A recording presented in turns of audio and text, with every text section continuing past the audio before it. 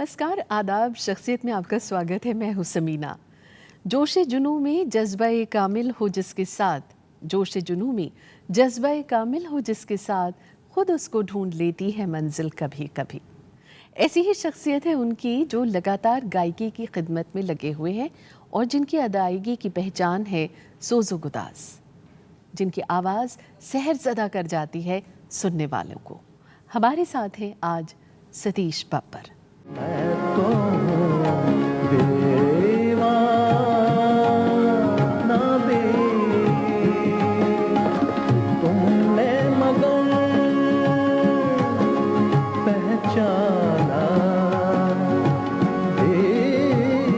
गुजरे जमाने की एक खूबसूरत याद, मौसीकी की दुनिया का एक रोशन सितारा, गजल, अदब, तहजीब, लिबास और खामोश तबीयत। ताबीर थी जो मेरे हंसी ख्वाबों की, संगीत है जिनके लिए आराधना। के ताबीर थी जो मेरे हंसी ख्वाबों की। पुरवकार शख्सियत, मशहूर मारूफ गायक सतीश बब्बर। नजर आती है जब कभी मुझको कहते हैं कुछ लोग अपनी किस्मत खुद बनाते हैं। ऐसे ही फनकार हैं सतीश बब्बर। हालांकि पिता एक कामयाब इंडस्ट्रियलिस्ट थे और ये चाहते थे कि बेटा भी उनके पेशे से जुड़े, लेकिन बेटे को बनना था गायक। सो बेटे की ख्वाहिश का एहतराम किया और बेटे के ख्वाबों को पूरा करने में अपना अहम योगदान भी दिया और फिर बाकायदा संगीत की तालीम भी दिलवाई।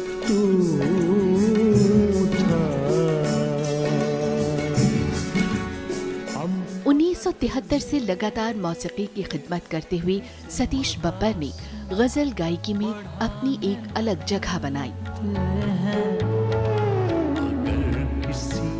ये वो दौर था जब गजल गायकी की दुनिया में एक से बढ़कर एक कलाकार मौजूद थे। तेरे फिराक के दुख याद आने लगते हैं, तेरे फिराक। लेकिन सतीश बब्बर की मखसूस आवाज उन्हें सबसे अलग कर ले गई और एक के बाद एक कई एल्बम्स ने, अवार्ड्स ने उनकी एक अलग पहचान बनाई। बढ़ाने लगते हैं। सतीश बब्बर निहायत खुलूसमंद शख्सियत हैं। यही वजह है कि बहुत सी शख्सियतें उनसे हरदम जुड़ी रहीं। सुना है लोग सतीश बब्बर की गायकी के मुख्तलिफ रंग भी हैं। देखते हैं सो उसके आजकल Satish Babbar creative music foundation के जरिए नए उभरते गायकों के साथ उन कलाकारों के लिए काम कर रहे हैं जिन्हें रोशनी की तलाश है। इस तरह सतीश बब्बर न सिर्फ एक फनकार हैं बल्कि पुरखुलूस, वफादार और दर्दमंद इंसान भी हैं। बहुत खुशामदीद, बहुत बहुत इस्तकबाल आपका। आप आज हमारे इस प्रोग्राम में आए सतीश जी। बहुत बहुत शुक्रिया, बहुत बहुत शुक्रिया। कब याद पड़ता है आपको, जैसे कि आपने अपनी सारी ज़िंदगी गायकी की खिदमत में गुजार दी, तो कब याद पड़ता है आपको कि आपने वो सुना था या किसी साज को अपने हाथ में लिया था और सोचा नहीं था कि यहाँ तक पहुँच जाएंगे? जी, मैं एक छोटे से शेर में बयां कर देता हूँ कि मैं तलाश कर रहा हूँ गम ज़िंदगी का हासिल। मैं तलाश कर रहा हूँ गम ज़िंदगी का हासिल, एक नज़र मिला के मेरा हौसला बढ़ा दो। वाह, बहुत खूब, बहुत खूब। ये जो तलाश है, मेरे वालिद साहब कहते थे कि तलाशो तलब में वो लज्जत पाई कि खुदा करे कि मंजिल ना आए। तो बस वो तब से तलाश ही तलाश है और अभी भी तलाश जारी है। बेशक बेशक। कब याद पड़ता है बचपन में आपको कि आपने कुछ गाया था और उसकी हौसला अफजाई वालिद साहब या माँ से मिली आपको? मुझे याद है मैं स्कूल में भी गाता था बचपन में। जब मैं सेकंड क्लास में था तो प्रेयर भी मुझसे करवाई जाती थी। अच्छा। और उसके बाद घर में हमारे वालिद के बड़े रिश्तेदार भी हैं, जनाब सोनिक साहब, मरहूम सोनिक साहब। सोनी कोमी के नाम पे वो टीम बड़ी मशहूर हुई और वो अरेंजर भी थे फिल्म इंडस्ट्री में, बहुत बड़े ब्लाइंड थे। तो वो जब घर पे आए तो सब बच्चों ने गाया, तो मुझे कहने लगे आप भी गाओ। तो जब गाना शुरू हुआ तो सोनिक साहब ने कहा भाई इसमें एक चिंगारी है, ये शोला बन जाए तो मज़ा आ जाए। क्या बात। तो बस वो दिन और मैंने कभी पीछे मुड़ के नहीं देखा। सतीश जी, वैसे आपके वालिद के बारे में सभी जानते हैं कि वो एक बहुत ही कामयाब इंडस्ट्रियलिस्ट रहे जी। और यकीनन वो भी चाहते होंगे कि आप उनके इस काम में हाथ बटाएं, लेकिन जब आपने इस तरफ आने की सोची, गायकी की तरफ, कला की खिदमत करने की सोची जी, तो उनका रिएक्शन क्या रहा? ये एक बिल्कुल उल्ट हुआ कि बहुत सारे पेरेंट्स ये होता है कि भाई जिस काम को मैं कर रहा हूँ वही काम मेरा बच्चा करे। तो मुझे ज़रा लगाव नहीं था बिजनेस में, क्योंकि सुर की दुनिया इतनी बड़ी और इतनी गहरी है कि आप डूबते जाओ और मज़ा लेते जाओ रूहानियत से। तो वो महफिलें भी करते थे घर में बड़े बड़े आर्टिस्टों की। हमारे यहाँ पे अली अकबर खान साहब, बिलात खान साहब, रईस खान साहब और बड़े बड़े शायरों का आना, मुशायरे करना। तो मुझे उनकी बहुत सपोर्ट मिली, डैड की। तो फादर ने कहा कि भाई जिस काम को मैं नहीं कर पाया, मैं शौकिया करता था क्योंकि हालात इजाज़त नहीं देते थे, ना ही उस वक्त की फैमिलीज़ में ये था कि ये म्यूज़िक बजाए। तो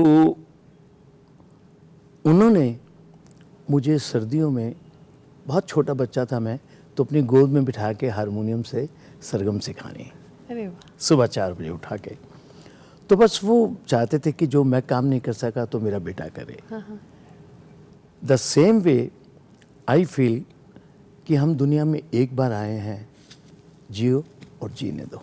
बाकायदा तौर पर आपकी तालीम कब शुरू हुई मौसीकी की, अगर हम बात करते हैं? जी, मैं कोई 5-6 साल का था तो हमारे घर के पास पंडित श्याम बिहारी जी रहते थे।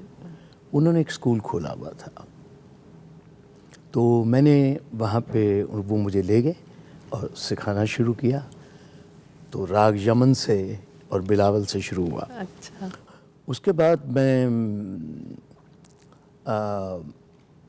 एक बहुत बड़ी बात मैंने देखी ज़िंदगी में कि मैं कॉन्सर्ट सुनने जाया करता था।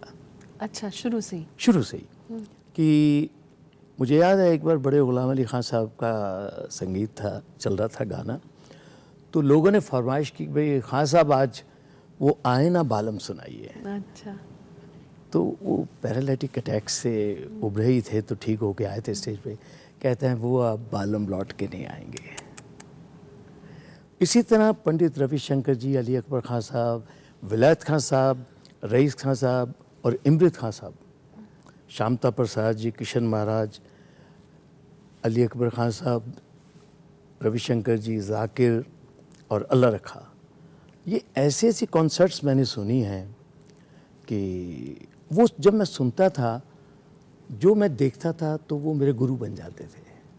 आपने जो मैं मतलब सुनता सबसे था, सीखा कुछ ना कुछ। हाँ। सुनता था, तो मैं वो सब लेके वही आके उस राग को ही गाते रहना। उसी राग को 6-6 महीने, 4-4 महीने उस राग से निकल ही नहीं पाता था।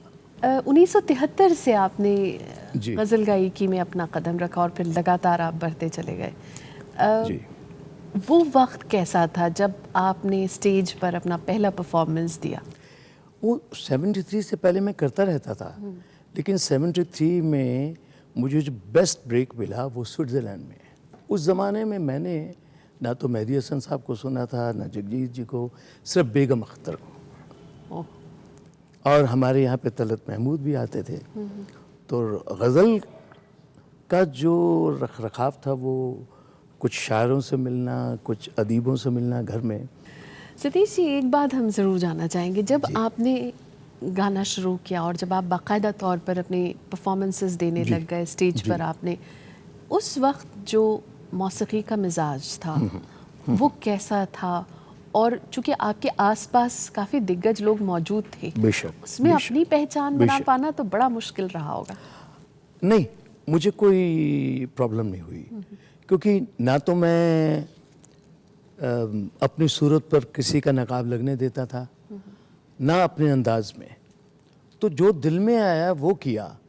अब कोई क्या गाता है मैं सराहता ज़रूर हूँ कि भाई उसका अपना अंदाज है, उसकी तारीफ होनी चाहिए, लेकिन अपना अंदाज ज़रूर सामने आए। कुछ अगर याद आता हो, और अगर आपको जिन शायरों को आपने अपनी खूबसूरत आवाज़ दी है, तो मैंने फराज को, मेरे बड़े अच्छे दोस्त थे, he met me in 1980 in London, Ahmad Faraz साहब। अहमद फराज साहब।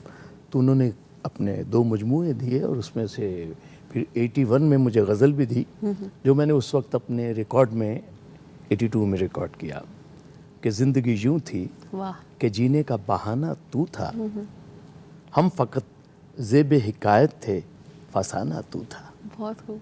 चंद लाइनें हम लोगों के लिए हो जाएं जो आपको बेहद पसंद हो।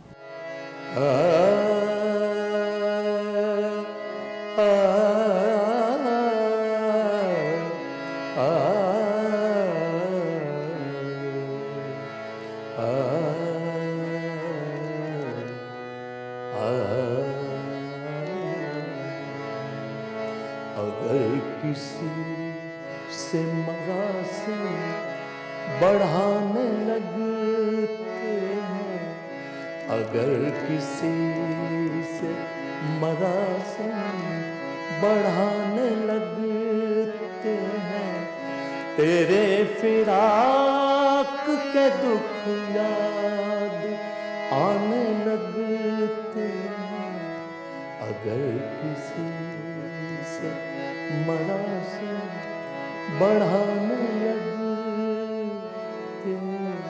हैं।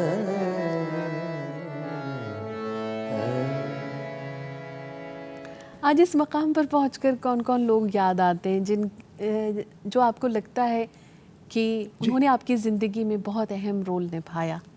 बेगम अख्तर, वलायत खान साहब। तो चलिए, मैं आपको फिर नितिन जी और किरण जी ने क्या कहा आपके लिए, आपके फ़न के लिए, आपकी गज़ल गायकी के लिए, आइए मैं दिखाती हूँ उन्होंने क्या कहा। वाह, आइए देखते हैं। Hello Satish ji, how are you? आपको मुझे देख के हैरानी हो रही होगी ना। देखो, जहाँ जहाँ आपका अच्छा काम जाएगा वहाँ वहाँ मैं भी आपके साथ पीछे पीछे जाऊँगी। आप तो जानते हैं मैंने आपके कितने प्रोग्राम अटेंड किए हैं और उन प्रोग्राम से मैं कैसे इम्प्रेस हुई हूँ ये भी आपको मालूम है। आपकी जो सबसे अच्छी बात सतीश जी मुझे वो लगती है कि जो आप ज़िंदा शायरों के लिए गाते हैं, और उससे ज़्यादा सतीश जी आप मुझे सबसे ज़्यादा आपकी अच्छी बात लगती है कि आप चाहते हैं कि बच्चों को और हर स्कूल में क्लासिकल म्यूज़िक की शिक्षा ज़रूरी होनी चाहिए। ये आपकी सोच मुझे बहुत अच्छी लगती है, क्योंकि आजकल मोस्टली जो लोग देखती हूँ वो शायद जब नहीं रहते तब उनकी शायरी को ज़िंदा रखते हैं।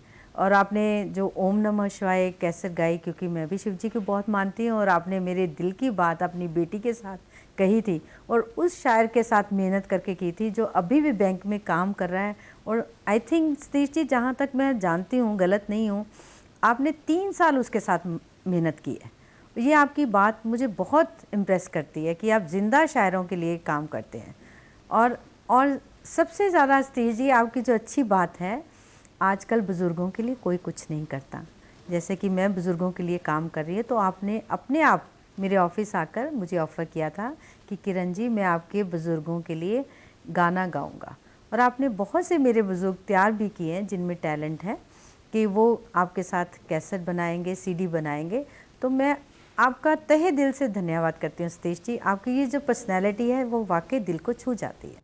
Thank you. एक कली, एक मैं का कतरा, एक जुल्फ, एक तबस्सुम, जब इकट्ठे हो गए तामीर जन्नत हो गई।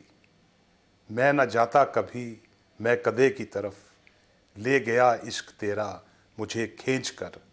मुझ पे तोहमत न रख, मैं शराबी नहीं, तू नज़र से पिलाए तो मैं क्या करूं। सतीश जी नमस्कार, आदाब, सत श्री अकाल और हरिओम।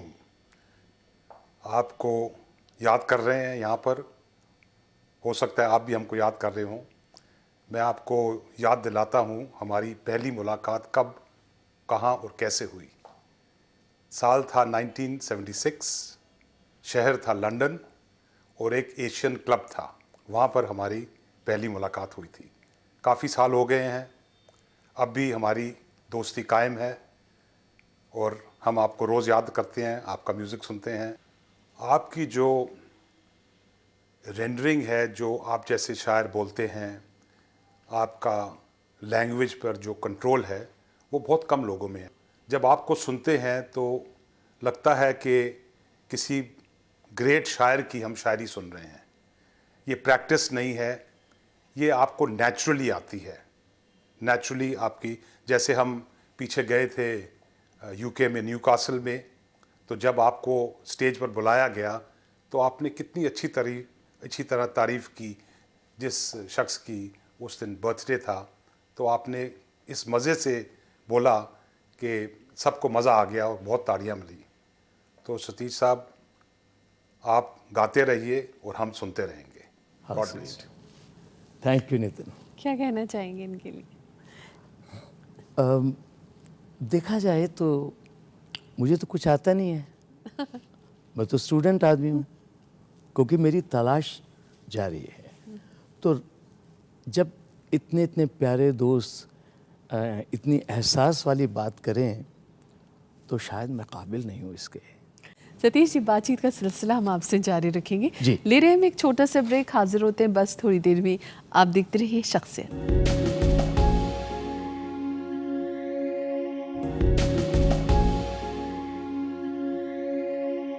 और ब्रेक के बाद शख्सियत में आपका एक बार फिर स्वागत है। हमारे साथ हैं आज मशहूर मारूफ गायक सतीश पेपर। सतीश जी, आपको जितने लोग आज तक सुनते रहे हैं या जिन्होंने आपको रूबरू सुना है, उनका ये कहना रहा कि आपका कलाम का जो इंतखाब है वो बहुत खूबसूरत होता है और कई दफ़ा आप ऑडियंस के लिहाज से अपने कलाम में हेर फेर कर लेते हैं। अगर आपने मतलब आप उनके मिजाज को बखूबी जानते हैं, तो ये कितना ज़रूरी है हर गायक को इस बात को समझना? ये बहुत ज़रूरी है कि आपका रेपो एक ग्रिप होता है आपस में जो टूटे नहीं। जैसे गज़ल गाते हुए भी एक ग्रिप होना चाहिए अल्फाजों का और सुरों का। अगर वो ग्रिप नहीं है तो आपकी वो जो सख्ता पड़ेगा ही पड़ेगा। गाने में ख़ास तौर पे गज़ल, उसका तलफ़ुज़, उसकी ट्यून और उसको इजहार करने के लिए आपको गज़ल बनना ही पड़ेगा। क्या बात है। और उसकी जो शायरी है, तो बहाल आप एक गज़ल फराज की सुनेंगे मेरी जी। तो उसमें पब्लिक ने बहुत लाइक की वो, हाँ, कि सुना है लोग उसे आंख भर के देखते हैं। बहुत ये तो खैर हम सुनना खुद चाहेंगे। तो सुना है लोग उसे आँख भर के देखते हैं, सो उसके शहर में कुछ दिन ठहर के देखते हैं। सुना है लोग उसे आँख भर के देखते। कपिल देव जी ने बॉम्बे एक प्रोग्राम मेरा देखा था, मुझे याद है उनके बर्थडे था, तो उन्होंने कहा कि सतीश आपको एक शाम हमारे साथ देनी है। तो 4-5 क्रिकेटर थे, मदन लाल, अशोक और एक दो और उनकी वाइफ्स थी, कपिल थे, रोमी थे। तो उनके बर्थडे पे वो कहने लगे वो गज़ल गाओ 3 बातों वाली। अच्छा, उसमें पहली लाइन में जो तरा मिसरा है वो उसमें है मैं ये वो आएगा, लेकिन तरासानी में सिर्फ 3 अल्फाज आएंगे। अच्छा। तो कहने लगे भाई वो गज़ल सुनाओ। अब मैं ये सोचता था कि कपिल देव क्रिकेटर और इतनी बारीकी। तो कपिल पाजी ने मुझे कहा कि नहीं, वो मुझे याद है 3 अल्फाजों वाली जो लास्ट में आप गाते हो। तो मैंने उनको सुनाया कि हाय लोगों की, इसमें की आ गया, हाँ, हाय लोगों की। कि हाय लोगों की करम फरमाइयाँ हमें क्या क्या दे गए। लोग ये करम ही कर गए मेरे पे, कि हाय लोगों की करम फरमाइयाँ, तोहमतें, बदनामियाँ, रुसवाइयाँ। ओ हो। अब ये गज़ल गुलाम अली साहब ने सुनी तो मुझे कहने लगे ये मेरे को दे दो। तो मैंने कहा ऐसा है, आप बेशक लो, मुझे तो कोई इतराज़ नहीं, क्योंकि आपका रंग अपना है, मेरा अपना है, और मुझे तो खुशी होगी कि आप मेरे से गज़लें लें। तोहमतें, बदनामियाँ, रुसवाइयाँ। रुसवाइयाँ। नुसरत फतेह अली साहब से भी आपका जुड़ना हुआ। जी, मुझे याद है मंजू भारद्वाज जी के यहाँ पे एक शाम डिनर था, तो उन्होंने नुसरत फ़तेह साहब का गाना रखा हुआ था। तो नुसरत फ़तेह अली साहब ने मुझे कहा भाई आप भी गाइए। तो मैंने, वो होता ना कि हाँ, भाई बिल्कुल। मैं अपनी झोंपड़ी किसी के महल को देख के नहीं जलाता। मैं बड़ा खुश रहता हूँ, शांत रहता हूँ कि जिस हाल में उसने रखा है, एक ही लफ्ज़ कहता हूँ, ये सब तुम्हारा करम है आका, कि बात अब तक बनी हुई है। अभी जिनका आपने जिक्र किया था, मंजू भारद्वाज, जी। जिनके घरों में अक्सर महफिलें होती रहीं और हाँ, आपने बड़े बड़े गायकों को उनके हाथ सुना भी, जी। और एक इंस्पिरेशन रहा उनका जी। आपकी ज़िंदगी में। तो आइए देखते हैं उनका क्या कहना रहा आपके लिए। मेरे लिए जी। ये खूबसूरत गायकार, जिंदा दिल इंसान, गायकी के मालिक हमारे सतीश बब्बर जी। नमस्कार सतीश जी, जब मैंने आपको पहली बार देखा था परफॉर्मेंस के लिए, आप दूर से चले आ रहे थे, मैंने सोचा कि प्रोग्राम तो हमने सतीश जी का रखा है, ये धर्मेंद्र जी कहाँ से चले आ रहे हैं। फिर जब आप पास आए और आपका हंसता हुआ चेहरा, नूरानी चेहरा कहते हैं ना जिसको, आपका चेहरा, चमक, एक रोशनी, तो फिर मैंने उस फंक्शन में बोला भी था कि पीपल से that you look like Dharmendra, but I said Dharmendra looks like him. Satish ji, आपके साथ तो हमारे संबंध बहुत पुराने हैं। इतने सालों हम आपका संगीत सुनते आए हैं, और आपकी जो सुंदर इतना चेहरा है, उसमें आपके चेहरे में ही लोग खो जाते हैं। पहले तो आपके चेहरे पे ही खो जाते हैं, फिर जब आप शुरू करते हो तो आप में खो जाते हैं। आप में कुछ ऐसा जादू है जो ऑडियंस को एकदम स्पेल बाउंड कर देता है। मैंने अक्सर देखा है कि एक आर्टिस्ट एक अच्छा ह्यूमन बीइंग नहीं होता, लेकिन ये दोनों क्वालिटीज़ जो है आप में ईश्वर ने भरपूर डाली है। एक्चुअली गज़ल गाना जो है ना, वो बहुत मुश्किल काम है, क्योंकि गज़ल में इस किस्म के जज्बात होते हैं जिनके तह तक पहुंचना बहुत मुश्किल होता है। और इस किस्म के गज़ल को जो है वो मैं समझती हूँ बब्बर साहब हैं, जिन्होंने गज़ल की अंदरूनी धारे को छुआ है और उसको बाहर निकाल के लाए। इनको सुन के ऐसा लगता है कि जैसे गज़ल की जो रूह है उसको ये छू लेते हैं और उसको उजागर करते हैं। एक रूहानी नरमी है जो गज़ल की जान होती है, जो गज़ल का दिल होती है, ये उसको उजागर करते हैं और उसको निकाल के ले आते हैं। बहुत अच्छे कलाकार हैं, बहुत मेहनती हैं, बहुत ही ज़्यादा सही किस्म की जज्बात की गरमाई है और जज्बात की नरमी है।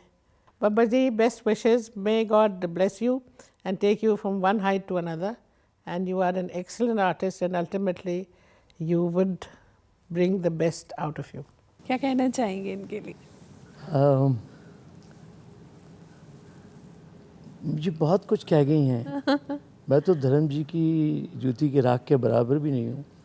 और बस एक बात ज़रूर मैं कहूँगा कि हमें बचपन से ही वालिद साहब ने ये कहा है कि बाअदब बानसीब, बेअदब बेनसीब। बेनसीब नहीं, जो उन्होंने कहा उसकी एक जीती जागती मिसाल है आपका फाउंडेशन। इस बात का क्रेडिट नितिन कपूर को, डॉक्टर त्रेहान को, नरेश त्रेहान को और नरेश खट्टर जी को, मेरी 3N प्रोडक्शन है, तीनों के नाम एन पे हैं, इनको दूंगा।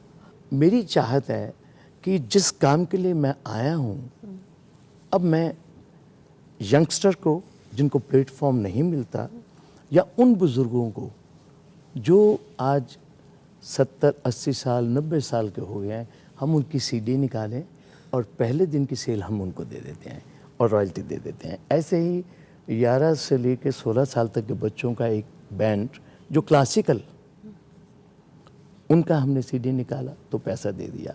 फिर थैलीसीमिक इंडिया के लिए निकाला, वो पैसा तुषार एक तारा आप यूट्यूब पे देखेंगे, मैंने गाया, एक बच्चा था तो उसकी डेथ हो गई, उसका हमने सीडी निकालना था सूफी में, तो वो जब रिलीज़ हुआ तो उसका पैसा सारा थैलीसीमिक इंडिया का दे दिया। कफील आज़र साहब का रिलीज़ किया मेरा दिल धड़क रहा है, तो वो भी पैसा हमने उनकी वाइफ को दे दिया। ये नेक काम कर रहे हैं तभी ये तो मालूम नहीं नेक है या बिल्कुल। नहीं, लेकिन हमारा फ़र्ज़ है कि हम इस विद्या को बांटें। और मैं चाहता हूँ कि मैंने वाइस प्रेसिडेंट साहब से भी कहा उनके यहाँ गाते हुए कि प्लीज़ क्लासिकल म्यूज़िक नर्सरी से लेके 12th तक एक कंपलसरी रखो कि लोग जितने भी बच्चे आएँ वो ओरिजिनल साज बजाएं, सिंथाइजर नहीं। बहुत अच्छी बात। आपकी बेटी भी अब गा रही हैं। Yes, I have 3 daughters. बेटी गा तो रही है, लेकिन वो लेकिन मैं लगा देता हूँ कि देखिए ये एक तपस्या है, इसमें जो गाएगा लोग उसको एक्सेप्ट करेंगे, जो रियाज करेगा, जो तप करेगा, ये उसका है। करता उस्ताद ना करता शागिर्द। वो जितना डूबेगी, जितना गाएगी, उतना वो लोग वाग उसे लाइक करेंगे। चलते चलते सतीश जी, आपसे हम एक गीत ज़रूर सुनना चाहेंगे जो कभी आपके वक्त में आपको बेहद पसंद रहा हो, फिल्मी गीत, और आपने गुनगुनाया हो, तो आज हमारे लिए भी गुनगुना दें।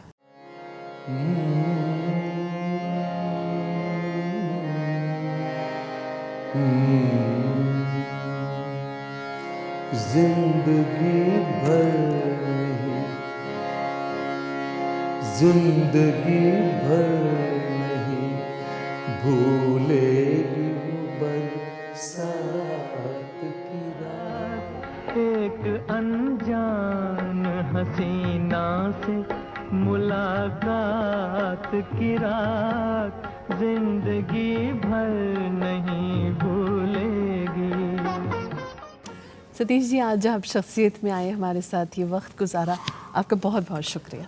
Pleasure is mine and thank you so much कि मुझसे नातवा को आपने बुलाया। मेरी कोई शख्सियत नहीं, मैं सिर्फ स्टूडेंट हूँ and I want to be student whole life. ये आपका बड़ेपन है। बहुत बहुत शुक्रिया सतीश बहुत जी। बहुत शुक्रिया। तो शख्सियत में आज फ़िलहाल इतना ही। एक और ताबिंदा सितारे के साथ आपसे होगी जल्द मुलाकात। इजाज़त दीजिए, नमस्कार, आदाब।